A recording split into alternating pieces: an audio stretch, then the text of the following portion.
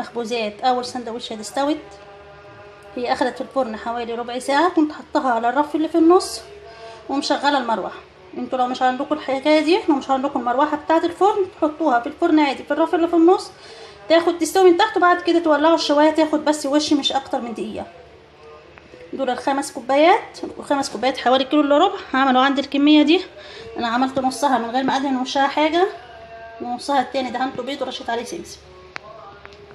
مفيش بقى غير ان ارصها في الطبق بتاعي.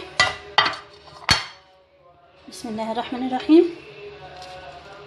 لو سمحتوا يا بنات، لو الفيديو عجبكم ما تنسوش اللايك، وحبايبي اللي بيشوفوني لاول مره يشتركوا معايا وفعلوا الجرس.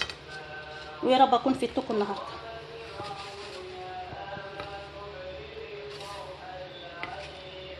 كده اكون الفيديو بتاعي خلص. السلام عليكم ورحمه الله وبركاته.